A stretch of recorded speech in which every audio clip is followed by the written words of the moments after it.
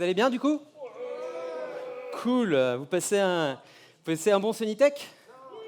Ouais, c'est pas mal. Vous êtes chaud bouillant? Est-ce que vous avez chaud? Ouais. Est-ce que vous êtes prêt à parler pendant 20 minutes et quelques de package manager sur NPM? Ouais, ok, je vous fais un peu plus du temps. Bon, alors moi c'est Mathieu Mur et je vais commencer par vous raconter une histoire parce que là j'ai vu la gueule que vous avez fait quand j'ai annoncé qu'on avait parlé de package manager à 18h, premier jour de Sonitech, juste avant l'apéro, je vous sens un peu tendu. Donc l'autre jour, j'étais très fier de moi parce que je codais un site web. Oui, j'ai codé en JavaScript et j'adore ça. Euh, ça arrive.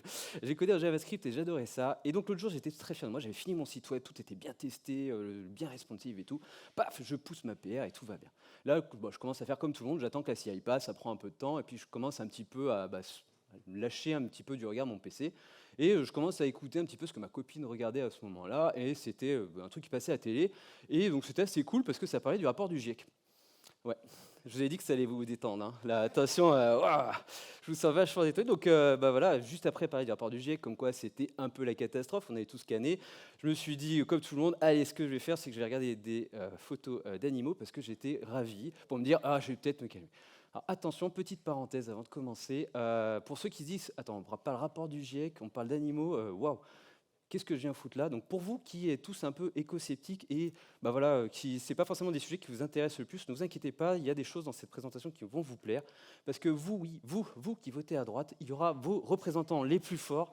Euh, bon, deuxième parenthèse dans cette parenthèse, tout ce que je vais dire est à 80% vrai. Les autres, vous avez compris, ça sera à prendre au 4e, 5e degré. Vous avez bien entendu l'intérêt et vous avez tout à fait le droit de voter à droite. Je ne suis pas là pour vous juger. Donc, rapport du GIEC, tout allait bien, tout était cool. Non, c'est faux. Je commence à me dire, ouais, en plus, qu'est-ce que je peux faire? Parce que le numérique, c'est quand même une part assez importante du réchauffement. C'est pas le plus gros, mais ça fait quand même partie un peu du truc. Qu'est-ce que je peux faire? Bon, j'avais pas trop d'idées. Je fais, bon, je vais regarder où en est ma CI. Ça commence à faire un petit moment. Je regarde ma CI, donc tout va bien. Ouais, chacun ça. Voilà. Le curseur, c'est chez vous. Du coup, je regarde un petit peu et je me dis, c'est quand même pas mal. Mais bon, il y a des choses ici, là vous ne voyez pas trop, mais on a un temps d'installation de 10 secondes et un temps de build de 10 secondes. Bon, c'est cool, mais on se dit quand même qu'en temps efficace, je prends 10 secondes pour builder et je prends 10 secondes pour installer mes dépendances. Voilà, je suis à un ratio de 1 pour 1, c'est pas forcément foufou, quoi. Donc, si je fais ça à chaque installation, c'est à chaque fois que je pousse un peu de code parce que j'ai oublié un label d'un bouton, c'est un peu chiant. Donc, je commence à me regarder un petit peu tout ça et je me dis qu'est-ce que je peux faire là-dessus. Alors, pourquoi ces 10 secondes, 6 secondes, ça m'a un peu tiqué parce que effectivement, ça prend du temps dans la CI. Et donc, si ça prend du temps, ça demande des ressources. Hein. Donc là, c'est un petit projet, il n'y avait pas beaucoup de dépendances, mais ça peut monter facilement à 1, 2, 3, 4, 5 minutes en fonction de ce qu'on utilise. Et puis, forcément, la fonte, il y a des data centers qui tournent, ça réchauffe parce que, bon, d'accord, on est peut-être en France, mais peut-être que les data centers, les machines de CI ne sont pas forcément hébergées dessus, donc ça fait chauffer en fonction de la production. On n'est pas là pour débattre de ça. Et donc voilà. Donc pour les autres, je rappelle aussi, si ça encore, vous n'êtes pas forcément, c'est pas quelque chose qui vous parle, cette éco-responsabilité, ou que pour vous les ours, ils devraient tous scanner parce qu'ils font peur, mais il est trop mignon quand même. Hein. Enfin bon, bref, cet ours-là, que vous dites, bon non, c'est pas trop ça. Il faut savoir que ça va vous permettre de faire gagner beaucoup d'argent parce qu'une CI, souvent vous payez au temps d'utilisation, et donc ce temps d'utilisation, c'est de l'argent que vous n'allez pas dépenser parce que vous allez pouvoir l'utiliser pour autre chose, et surtout pour le donner à des personnes qui en ont réellement besoin. C'est important de récupérer cet argent-là et de donner aux personnes qui sont vraiment dans le besoin et dans la nécessité. Je trouve ça important. Donc bref, nous étions donc sur l'installation de dépendance parce que là, j'ai hésité à regarder sur le build, mais en fait, je ne pouvais pas améliorer ça. J'étais dépendant de mon outil de build, j'avais pas le temps de forcément, fallait faire une contribution, ça allait prendre du temps. Je me suis dit, je vais peut-être m'intéresser aux dépendances parce que si je peux installer plus vite, c'est un peu du temps gagné. Donc j'avais deux possibilités. Soit je pouvais diminuer le nombre de dépendances que j'avais, soit améliorer mon package manager. Je suis en JavaScript, ça n'allait absolument pas diminuer le nombre de dépendances. Au contraire, j'allais en rajouter plein. Non, donc du coup, je me suis dit, allez, je vais faire mon kéké et je vais commencer à améliorer mon package manager. Donc, je commence à vouloir améliorer mon package manager. Je me dis, tiens, il y a un projet qui s'appelle Dino, donc Node en Verlan, qui me dit, écoute, c'est bien, mais tu n'auras pas besoin de package manager finalement. Je me suis dit, ça peut être cool. Je vais vous montrer un petit peu comment ça fonctionne. Donc en fait, au niveau de, quand on fait un import en Node classique, si je veux importer par exemple une méthode copy qui viendrait d'une lib qui s'appellerait stream. Donc là, je fais une méthode copy et je l'importerai depuis stream, comme ça. Donc ça, en Node, si vous connaissez un petit peu, en Node, ça veut juste dire que vous récupérez ça depuis votre dossier Node module. C'est pas important si vous ne comprenez pas, mais ça récupère ça automatiquement. C'est une convention. S'il n'y a pas de lien ou de lien symbolique, c'est pas un élément dedans. C'est-à-dire que c'est une lib qui est dans Node module que j'importe. Je récupère la méthode copy. Ce qu'ils se sont dit au niveau de Dino, c'est qu'en fait, on pourrait faire utiliser directement un CDN, donc faire HTTPS, prendre directement un CDN proposé. Donc eux, ils ont un dino.land, je crois, qui s'appelle, voilà, c'est un CDN classique, donc c'est un endroit où il y a plein de fichiers stockés et on pourrait les récupérer directement dessus. Donc en fait, on ferait dino.land, on prendrait la librairie standard, on prendrait la version majeure, bien entendu, parce que ça fait quand même quelques années qu'ils sont livrés, donc 0.192.0, je déconne pas, c'est encore pas réalisé. Donc la version standard est toujours pas, donc je prends cette version-là, ensuite je prendrai le package stream et je prendrai limite le fichier copy.ts. Et je prendrai tout ça. Et après, je pourrais utiliser directement méthode copy et je pourrais copier avec l'API qui va. Donc ça, c'est cool parce que ça me permettra de faire pas mal de choses et c'est comme ça que fonctionne Dino. Donc, revenons un petit peu à ça. Donc Dino, le curseur c'est toujours chez vous. Donc il y a des choses qui sont cool avec Dino parce que du coup ça utilise le web reparty. Parce que j'utilise le CDN de Dino, mais potentiellement je pourrais utiliser une autre chose. C'est juste une URL que je vais télécharger. Donc ça marche très bien. Ça utilise du cache parce que bien entendu, vous doutez bien que vous allez à chaque fois que dans tous les fichiers, et dépendamment de ça, en cascade, vous n'allez pas récupérer tous les éléments que vous allez avoir besoin. Il va utiliser le cache HTTP tout simplement. Donc en fait, c'est le CDN qui va dire ça c'est valide tant de temps, etc., etc. Donc à chaque fois que vous allez incrémenter de version, c'est le cache de votre navigateur, de votre machine qui va gérer. Donc c'est du cache HTTP tout simplement. Et puis du coup, pas de gestionnaire de paquet, pas de problème. Donc mon temps d'install, il passerait à 0. Ça serait chouette quand même. Sauf que c'est pas forcément si cool. Oula, pardon.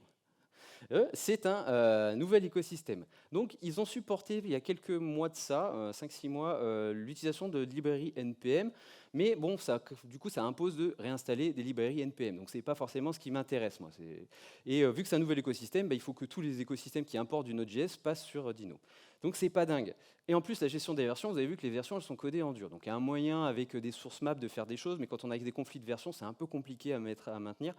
Donc c'est pas foufou et donc malheureusement je suis très fier de la qualité d'image, il n'y a rien qui va, faut regarder. Il y a les dinosaures font plus gros que la montagne, ouais. Donc c'est mon expérience de dino s'est arrêtée directement là, mais bon, nous sommes une start-up nation, je n'ai pas besoin de vous le redire. Peut-être que dans quelques années, toutes les librairies auront migré sur Dino, alors peut-être qu'un jour on pourra utiliser Dino. Mais ce n'est pas le but de cette conférence. Donc, j'ai décidé de reprendre le problème à barre le corps et de revenir au basique. Comment ça fonctionne NPM? Donc là, je vais parler de NPM antérieur à la version 2, donc de 1 et 2, et je vais vous expliquer un petit peu comment ça fonctionne. Donc on remonte un petit peu dans le temps. Donc, je ne sais pas si vous savez, mais le principal problème, ouais, je vous ai dit, les images sont de qualité.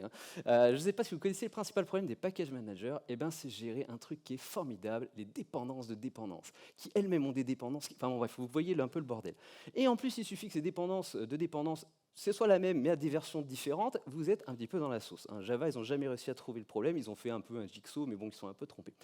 Donc, parce que j'ai fait des mises à jour de Bouncy Castle et j'en ai un peu pleuré. Donc, les dépendances, ouais, il y en a qui connaissent. Les dépendances, c'est toujours un peu un enfer. Et en fait, NPM, à l'époque, ils sont arrivés avec un problème ultra élégant. Ils ont dit, les dépendances de dépendance, on va le gérer de la même manière qu'une dépendance classique. Donc, ce qui va se passer, c'est qu'on va avoir une architecture de node module, c'est-à-dire qu'on va avoir nos nodes modules avec tous les modules dedans. Donc, quand j'ai une dépendance de A et C, donc je prends le A, le C. Le A a une dépendance vers B, il aura son propre node module. Et donc, comme ça, on aura un arbre très profond. C'est ultra pratique. On n'a pas de conflit, parce que les conflits, vu qu'on résout localement, il n'y a pas de souci. Donc, ça, c'est très bien. Est-ce que c'est fort? Ouais. Voilà. Le problème avec NPM, c'est qu'on arrivait à un truc comme ça. Ouais, j'en ai pas fait de test le son, je me suis dit ça allait être rigolo. Voilà. Donc, désolé encore pour vos oreilles, je reviens du Hellfest, moi ça va, mais voilà. Donc, l'algorithme est simple. L'algorithme est simple, pourquoi de NPM? Parce que c'est très puissant NPM, parce que l'algorithme est très simple, dans le sens où c'est juste un parcours d'arbre en profondeur, on a des dépendances, on les télécharge, et ça va très bien. Donc l'algorithme est simple, le temps d'exécution est plus long, mais l'algorithme de calcul est plutôt rapide.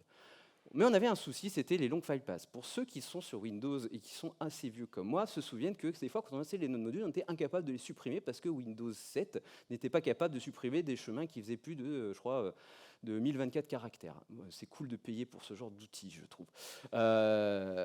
Donc, on avait le problème de long file path, et, donc c'était un grand souci. Surtout que c'était des fois très problématique quand on avait commencé à avoir des choses qui commençaient à récupérer récursivement toutes vos dépendances. Ça pouvait aller très très loin et ça pouvait prendre du temps. Donc même en termes de stockage, c'était pas dingue. Surtout, il y avait un problème, c'est que NPM n'utilisait pas du tout de cache, c'est-à-dire qu'à chaque fois qu'il y a une dépendance, vous supprimez ou la réinstallez, hop, ça se réinstallait. La duplication également, c'est-à-dire que même si vous aviez des dépendances qui étaient les mêmes, à plus ou moins un niveau, en fait, tout était dupliqué parce qu'on ne gérait absolument pas les conflits. Donc la duplication, ce n'était pas full.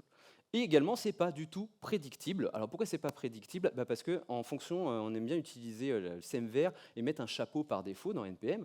Et donc, en fait, si j'installe sur mon poste et que quelqu'un 2 semaines après, il y a eu des pages de version, lui, ce qu'il va installer, c'est potentiellement pas la même chose que moi. Donc ça, c'était un vrai problème. Et donc, on en était là pendant quelques années jusqu'à l'arrivée de Yarn. Yarn, c'est ou NPM v3 parce qu'ils aiment bien copier les bonnes idées à quelques années d'intervalle. Donc, comment ils fonctionnent? Eux, ils se sont dit, en fait, ce qu'on va essayer de faire, c'est qu'on va essayer de, au lieu d'avoir ce chemin très profond, on va essayer de faire un truc, d'essayer de tout ramener le plus plat possible pour que ce soit beaucoup plus simple à lire et beaucoup plus simple à parser. Donc ça, c'est très cool, c'est ce qu'on va appeler le hoisting, c'est-à-dire tout mettre à plat le plus possible, d'avoir un flat node module. Donc là, on va faire un petit élément dedans, donc il va calculer un petit peu toutes les dépendances. Et s'il y a conflit, il va rester, un petit peu plus loin dans la zone V, c'est-à-dire que les conflits vont quand même être restés, on repasse sur le fonctionnement d'avant. Donc c'est plutôt cool, vous voyez, on a tout qui est niveau plat, on a le même package JSON, mais on a tout vraiment à plat. Donc c'est très cool parce que ce mode de fonctionnement-là, ça résout en grande partie les long file paths parce que tout est au maximum mis à plat. On a du cache parce que Yarn a introduit cette notion-là, c'est qu'il allait tout ce qui était téléchargé allait être mis dans un cache sur votre machine et allait piocher dedans pour le réinstaller. De la même manière, on n'avait pas de problème de duplication. On n'avait pas de problème de duplication parce que tout était au maximum flat et tout était mis un petit peu au maximum au plus plat. Donc on dédupliquait au maximum toutes nos dépendances, ce qui était plutôt cool. C'était prédictible parce qu'ils ont introduit la notion de log file. Donc l'idée, c'est qu'ils calculaient au moment où vous installiez un fichier log qui figeait toutes les versions, et ils se basaient sur ce fichier-là en priorité pour installer vos nodes modules. Ça fait que ce que vous aviez sur ma machine et votre CI, ça s'exécutait de la même manière. C'était plutôt cool. Mais bon, vous doutez bien qu'il y avait un truc. L'algorithme de calcul du plat est très très très très compliqué. D'ailleurs, c'est pour ça qu'ils ont introduit le yarn lock à la base, parce qu'ils voulaient dire on le fait qu'une fois et après on ne calcule plus, comme ça, à chaque fois qu'on réinstalle, il n'y aura plus de soucis. C'est pour ça qu'il faut commiter votre yarn.lock. Par contre, il y avait un problème, c'est que tous les fichiers étaient copiés. Donc même si vous aviez tout mis à plat, il fallait quand même le processus d'écrire vos fichiers un par un, etc., etc. Ça prenait énormément de temps, surtout qu'on est vraiment micro-gestion dans l'écosystème JavaScript. Donc ça prenait du temps. Et également un souci qui est apparu, mais qui n'était pas vraiment un souci, il y en a même qui en ont un peu abusé, du ghost import. C'est-à-dire que vous étiez capable d'importer un package qui n'était pas importé par vous-même. Ça, c'est un truc c'est assez cool parce que quelqu'un a une autre librairie à côté, on sait qu'elle est installée avec, il n'y a pas de souci, on va l'importer. ESLint, si tu m'entends, sache que on te déteste. Donc voilà, ils importaient ça un petit peu de manière automatique en disant ouais, mais s'il y a ce truc-là, il y a forcément tel lib, et donc c'est ce qu'on appelait un ghost import. Ça marchait très bien et on a beaucoup de libs qui ont abusé. Mais c'est pas cool parce que ça avait des problématiques notamment d'isolation de votre contexte. Autre point, donc Yarn c'était bien, mais il y avait quand même quelques défauts. Ils ont dit on va faire une deuxième version, Yarn 2, aka Yarn Plug and Play. L'objectif de Yarn, il était simple. Je suis très fier de ce montage, sachez-le, il fait encore peur aujourd'hui. Donc l'objectif c'était de brûler le node module, de le détruire, qu'il n'y en ait plus, qu'en fait on arrive et paf, ça s'exécute tout seul. Comment ils fonctionnaient? Ils disaient ils allaient se mettre directement la résolution de Node.js, on était capable de faire ça. Donc en fait, Node.js, au niveau de la résolution, il disait en fait, tu vas piocher directement dans le chemin, au lieu de te passer sur un node module et tout ça, nous on dit où c'est, et nous on va faire ça avec un fichier, j'ai perdu le nom, mais un fichier, je crois que c'est pnp.cjs de mémoire. Et donc en fait, ce node module-là, il n'y avait même plus besoin de l'installer, ça marchait très bien. Franchement, on peut se dire, c'est la victoire, quoi. L'algorithme de résolution est simple parce qu'en fait, c'est juste le même parcours qu'avant, sauf que à chaque fois qu'il y a une résolution, je te dis où il faut piocher, donc c'est encore mieux. La copie des longs fichiers, pas de souci, il n'y a plus de copie, donc franchement, je résous ce problème-là. Le ghost import, c'est pareil, il n'y a plus de souci parce qu'en fait, vu que c'est la dépendance directe, lui, il ne peut pas importer d'autres choses, il n'y a pas de souci, donc ça a l'air plutôt bien. Mais bon, vous vous doutez bien que c'est encore pas tout à fait bon. Donc l'API était complètement breaking change, c'est-à-dire qu'il y avait beaucoup de librairies qui abusaient du fonctionnement d'un port, de savoir que c'était stocké dans un autre module, de savoir que c'était plat, etc. Donc ça ne marchait pas très bien. Et donc vous doutez bien qu'une librairie V2 breaking change et qui marchote un peu, qui a eu 2-3 problèmes au démarrage, ça a vachement bien marché. C'est faux, personne n'est passé dessus. Donc la communauté n'est pas passée dessus, donc c'est un peu une librairie qui n'a jamais vraiment été migrée. Il y a quelques personnes qui ont commencé à le faire, ils ont eu beaucoup de problèmes. En tout cas, ce n'est pas quelque chose qui a été vraiment pas vraiment pratiqué. Bon, ok, donc c'est cool, mais bon, pour l'instant, j'ai toujours pas vraiment de solution qui améliore mon bousin. Comment est-ce que je peux faire? Ben, en fait, très simple. On a un truc, parce que vous dites, bon, on n'a quand même toujours pas parlé de PNPM, c'est quand même le titre de ton talk, il faut quand même que tu te sortes les doigts. Hein. Donc, on va parler de PNPM. PNPM, en fait, c'est une autre approche. Quelqu'un, d'ailleurs, un Ukrainien, un peu seul dans sa cave, qui se dit, mais en fait, hier, il n'y a pas que ça dans la vie, on peut faire autrement. Je vais créer un truc et je vais l'appeler sobrement Performant NPM. Je vous déconne pas, c'est ça. Hein. Pour PNPM, c'est Performant NPM. Le mec, il avait déjà une sacrée paire, il se dit, allez, moi, je suis comme ça, et je vais vous faire ça. Je vais vous montrer un petit peu comment fonctionne PNPM, et on va essayer de découvrir ça ensemble. Donc là, j'ai un petit projet on va regarder un peu ce qu'il y a dedans, mais il n'y a pas grand-chose dedans. On a juste une dépendance vers React et vers Vite. Hein. J'ai somme toute un tout petit projet. Donc, si je fais un pnpm install, qui est la commande qui me permet d'installer, regardez pas ce que j'ai fait, hein, je fais un pnpm install, est-ce que j'ai du réseau, est-ce que j'ai du réseau, est-ce que j'ai du réseau? Il veut pas installer? Bon, c'est pas grave, faire un truc que vous faites pas ça chez vous. On va faire moins offline, vous pouvez faire du offline, et là, normalement, ça devrait passer. Voilà. OK. Donc là, sachez que c'est une puissance de PNPM, c'est qu'il a tout un mode offline, donc là, je ne vais absolument pas passer sur mon réseau. Il y a deux choses qu'on va voir ici. On a le premier, c'est Content Addressable Store.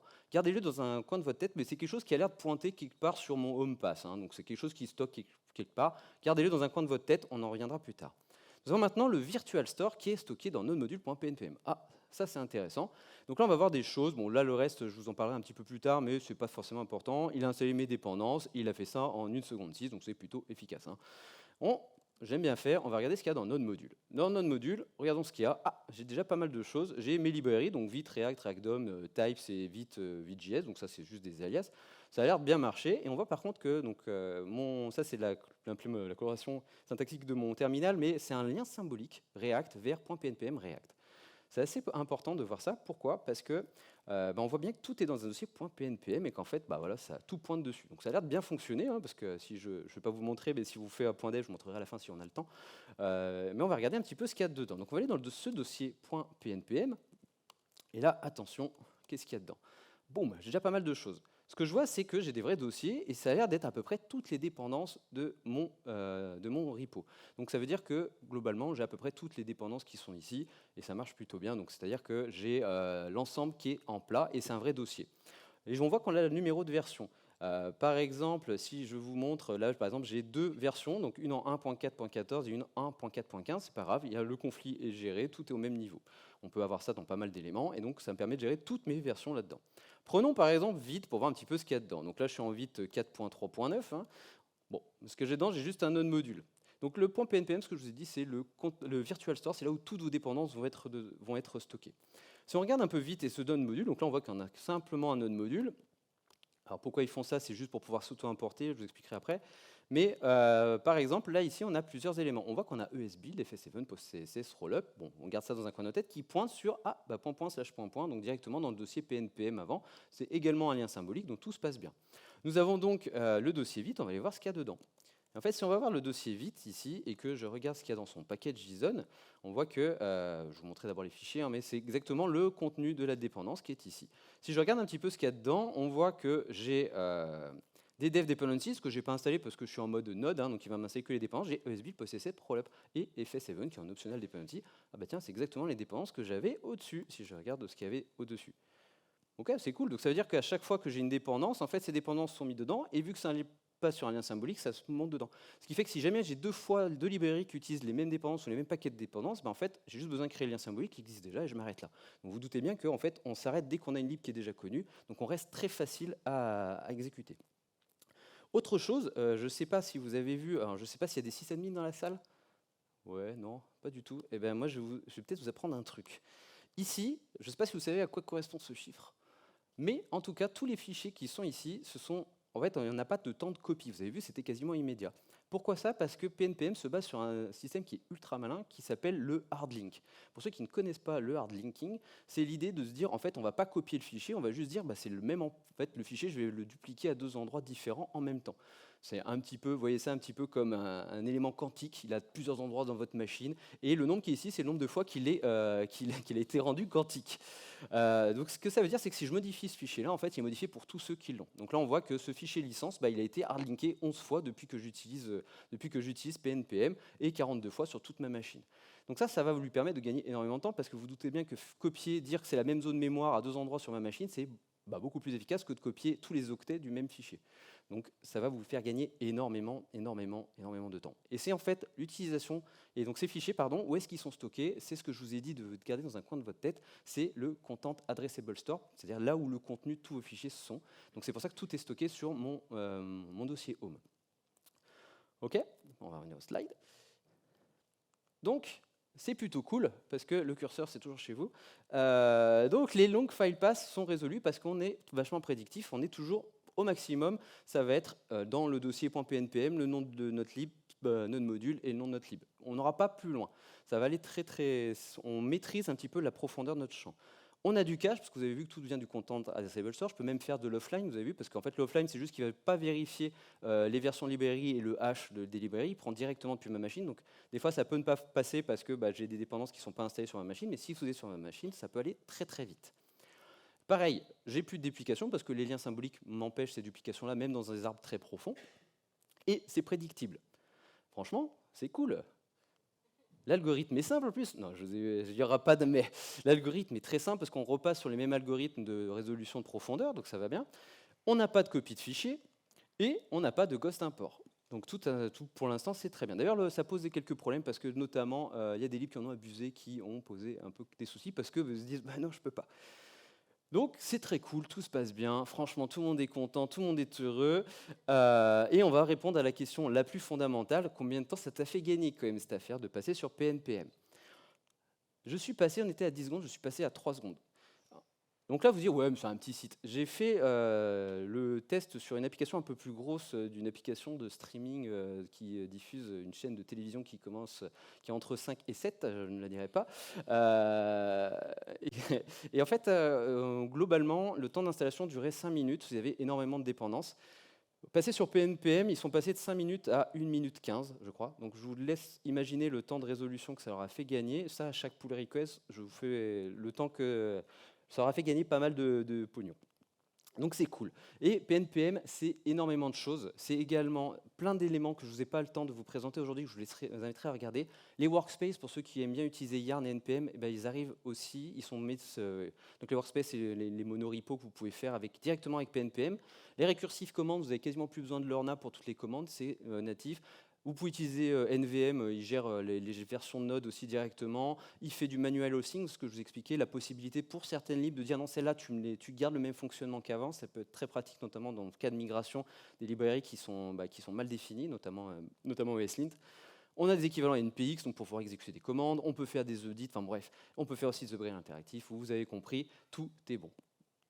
Je vous remercie beaucoup pour votre attention. J'espère que ça vous a plu. Ici, c'est le lien des feedbacks. Donc moi, je m'appelle Mathieu Mur, je suis directeur technique et web architecte à Zenica Lyon. Je suis à peu près sur toutes les plateformes sur @Mathieu Mur. Je ne suis pas encore sur Kik, non, je ne connais pas. Non, je suis majoritairement Twitter, LinkedIn et sur GitHub également sur ce truc-là. Donc n'hésitez pas. Et je suis preneur de vos feedbacks. J'espère que le QR code fonctionne. Je me suis fait chier à prendre la même typo que Sonitech. Ça m'a pris des heures, c'est faux, 5 minutes. Merci beaucoup. Je ne sais pas si on a le temps pour des questions, sinon on le prendra après. En tout cas, merci à vous. Non.